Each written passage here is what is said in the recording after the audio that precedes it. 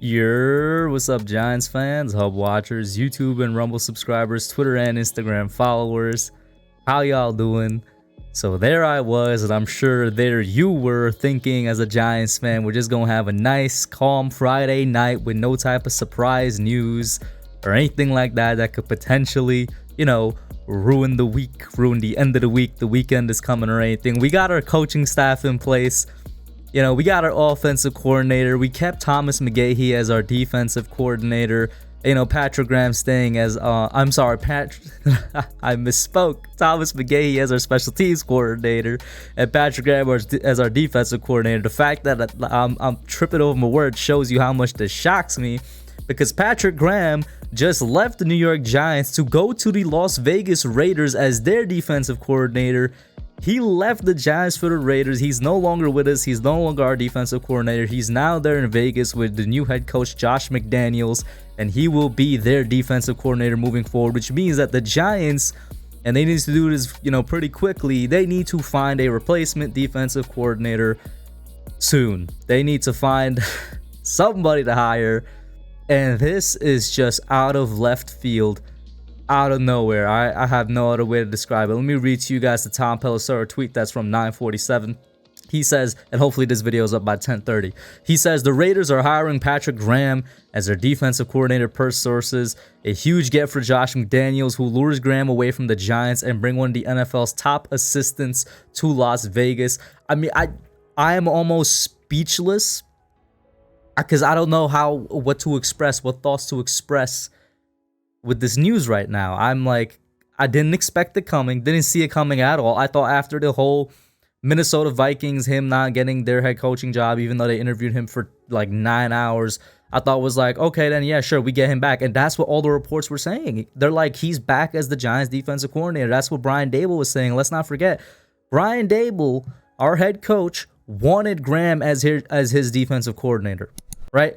Daboll wanted this man, and let me actually bring up Patrick Graham, the subject of this video.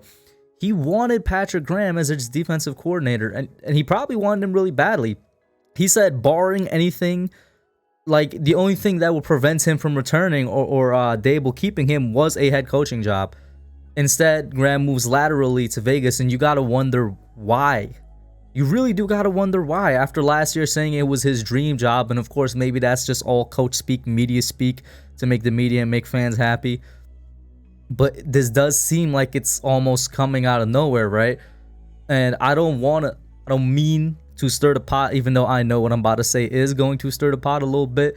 But it does make you wonder if the whole thing with Brian Flores, because he's had experience with Flores, you gotta assume they have some type of relationship outside of football, back when he coached with Flores in Miami. You got to wonder if that has anything to do with it. You got to wonder if the fact that Patrick Graham himself interviewed for the head coaching job has something to do with it, especially when I think it was earlier today from Tom Rock on Newsday. I'll read you guys this quote. This is what Graham said just earlier today. He says, if you interview for a promotion at your job and they give the position to someone from the outside but want you to keep you where you were, wouldn't you start eyeing other options elsewhere with a different perspective and aggressiveness? And this also directly relates to him going to Vegas. He interviewed for a promotion, basically. He didn't get it. And so he started looking at that Vegas job a lot more, hungrily than he was before. And he went and he took the Vegas job. It's a lateral move. And maybe it was just, you could compare it to, regular working terms where it's like, yeah, he just didn't want to be in a place where he didn't get the promotion anymore. And that also, like I said, that sounds kind of bad when you phrase it like that, but this was just earlier today and we get the news right now. So I don't think it's a coincidence at all. I really don't. Now there's an article here from NJ.com. I think it is by, it doesn't even say who it's by. It's Daryl Slater. Shout out to Daryl Slater. Don't know who you are, but thank you for writing this. And this is what it says. The Giants gave permission for Graham to speak with the Raiders because they had done so with the Steelers defensive coordinator vacancy, according to NFL Network.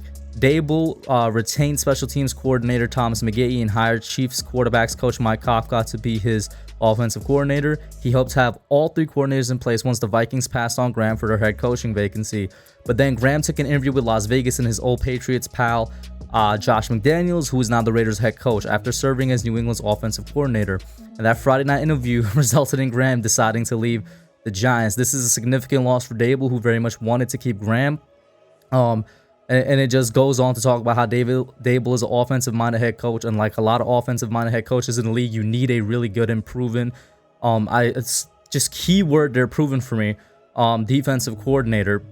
And then let me go through where he talks about basically the connections Graham has had with the Josh McDaniels. They were both with the Patriots, obviously, and you know he talked about that a little bit in respect to Joe Judge as well, when he says McDaniels was in New England from 2001 to 2008 and then 2012 to 2021. Dable was there from 2000 to 06 and then 13 to 16, and Graham was there from 2009 to 15.